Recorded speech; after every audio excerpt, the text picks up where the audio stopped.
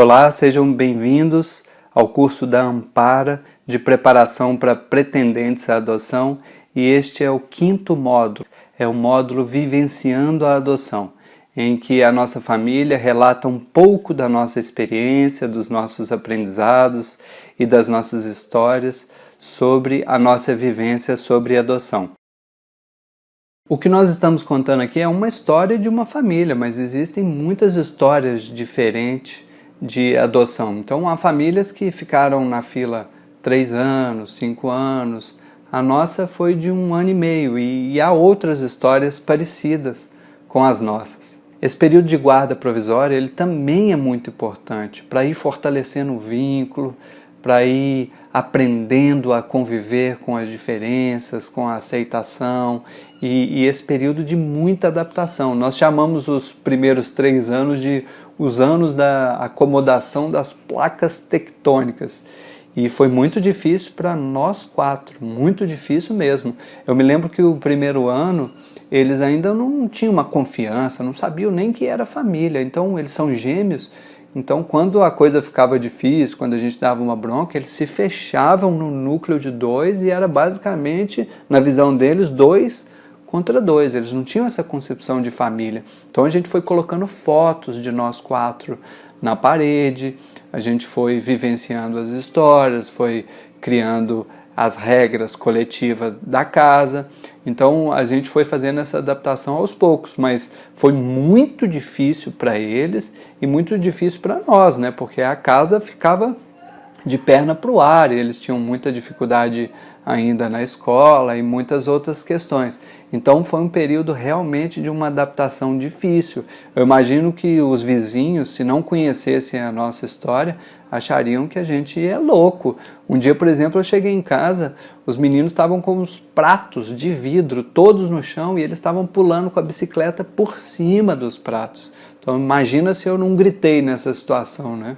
Então nós tivemos um período de adaptação que foi longo e que nos demandou muita entrega, muita dedicação e muita saúde mental.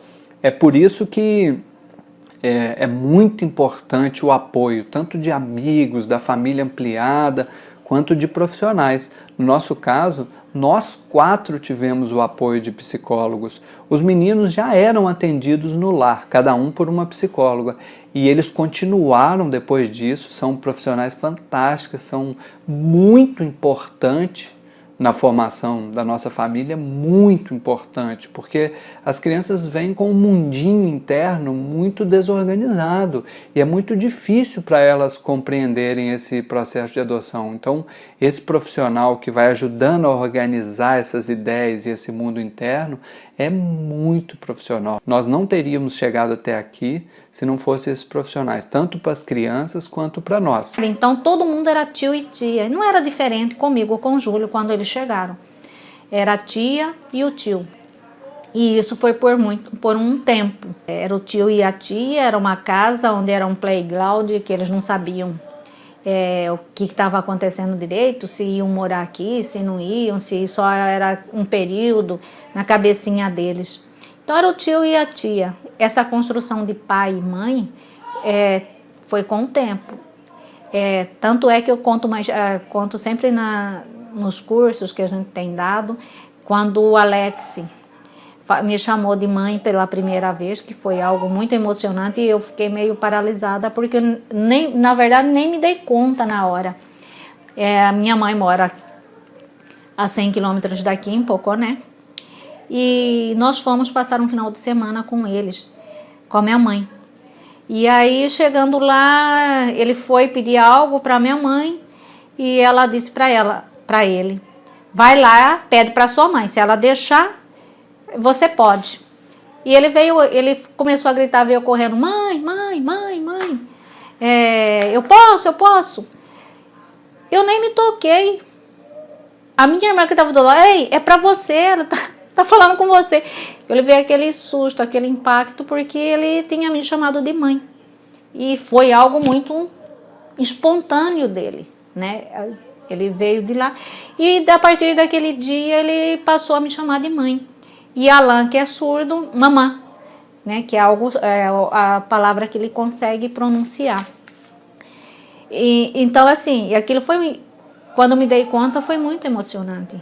Ver que o primeiro passinho para que a gente começasse a essa relação mudar de tio, de tia para mãe, tinha começado ali, né? Pelo menos a palavra. Então, e aí a construção está sendo, até hoje, né? Essa construção de mãe e filho. Porque são momentos na vida que a gente vai aprendendo que amor é construção. As coisas que nós passamos juntos, que nós aprendemos com eles e aquilo que nós tentamos passar para eles. Então vamos construindo isso de forma diária.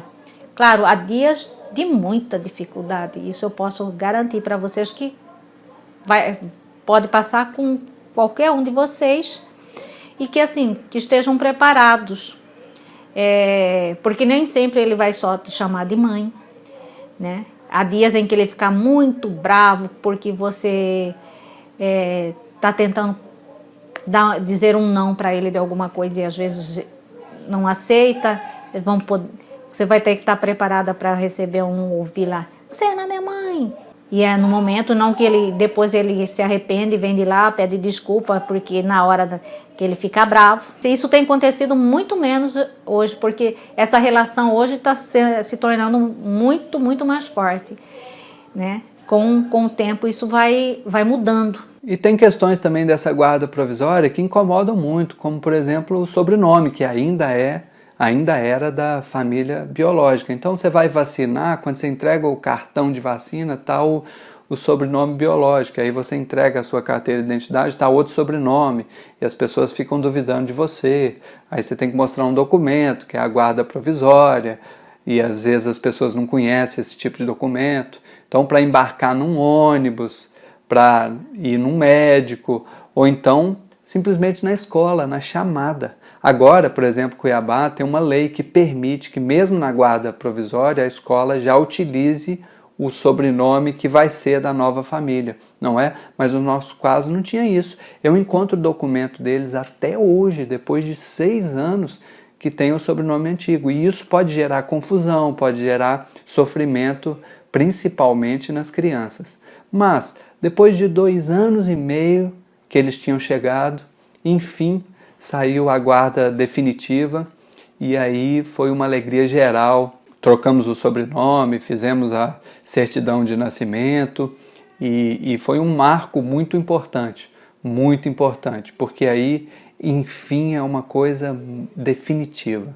Há muitas histórias de devolução de criança e elas são julgadas duramente pelas pessoas e pela sociedade. E é claro, os pais que pretendem adotar têm que fazer a maior preparação possível, porque a devolução é um machucado muito grande na vida dessas crianças. Eles já tiveram uma primeira rejeição materna que provavelmente vão levar para toda a vida.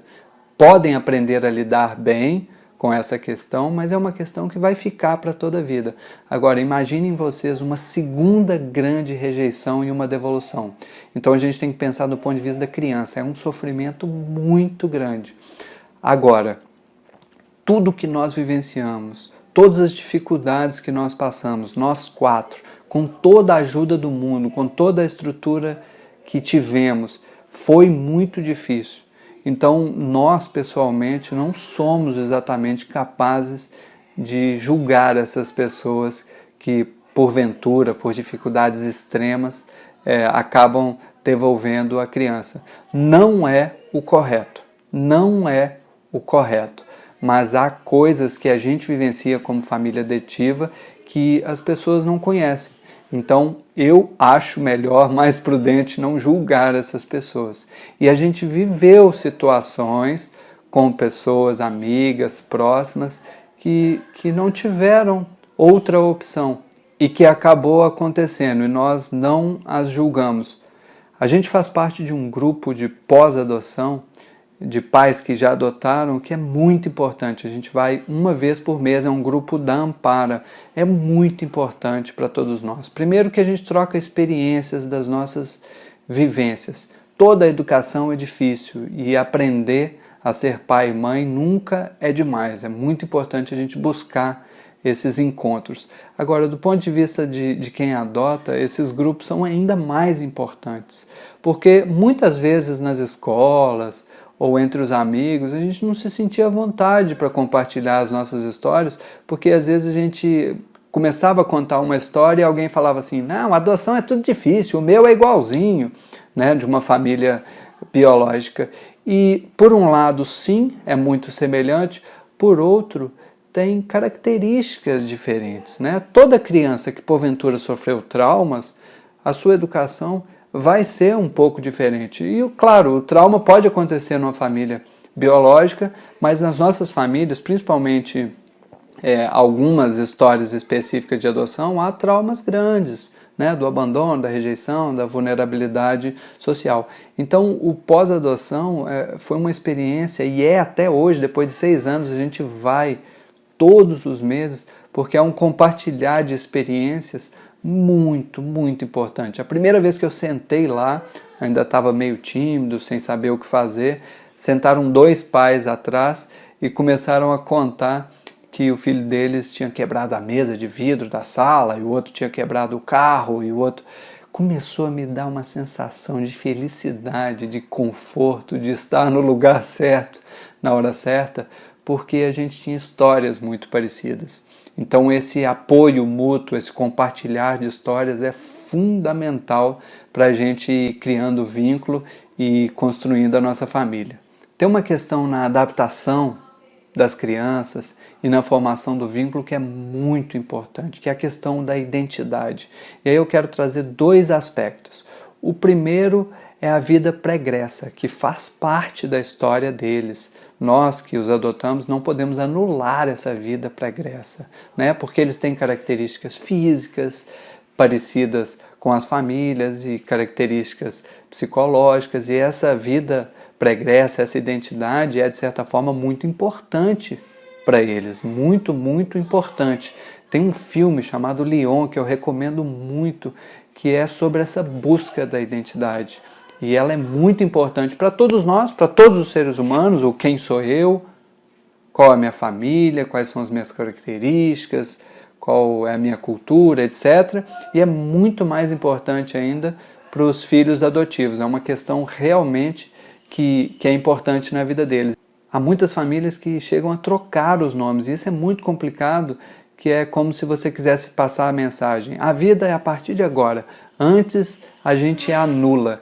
E isso é muito difícil para a criança, isso é um risco muito grande. Há uma segunda questão também que é muito humana, que faz parte da busca de todos, que é o pertencimento. Então as crianças querem muito pertencer, e isso ajuda muito na formação da família adotiva e no fortalecimento do vínculo, porque eles querem pertencer, então eles passam a rir igual, eles passam a fazer as coisas iguais, começam a ficar muito parecidos, porque eles querem pertencer àquela nova família. Claro, existem diferentes e diferentes histórias, mas em geral todo ser humano busca esse pertencimento. Mesmo em famílias biológicas que porventura, por uma característica de um filho, um pai não o aceita daquela forma e ele se sente excluído daquela família. Isso gera problema para a vida toda, às vezes para várias gerações, uma exclusão de família. Então é interessante pensar que mesmo numa família biológica, todos precisam ser adotados.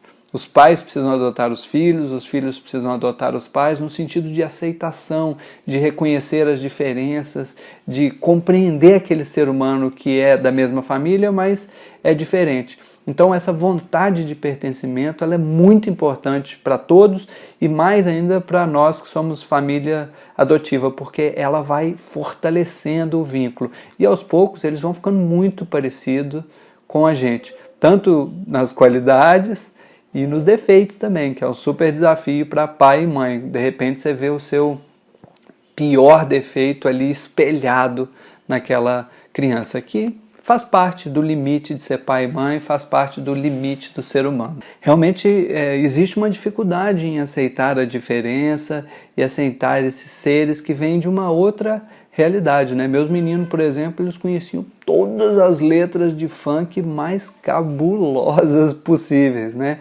Mas isso faz parte do processo e aos poucos a gente vai aprendendo a dialogar. No nosso caso foi um desafio muito grande porque um dos nossos filhos é surdo. Então, para dialogar com eles, nós tivemos que aprender uma língua, que é a Libras. Esse foi o único caminho para a gente aumentar o nosso nível de diálogo. E a gente já estudou 3 anos e pouco, e a gente fala mais ou menos. A gente ainda tem muito a aprender de Libras. A gente fala bem mais ou menos.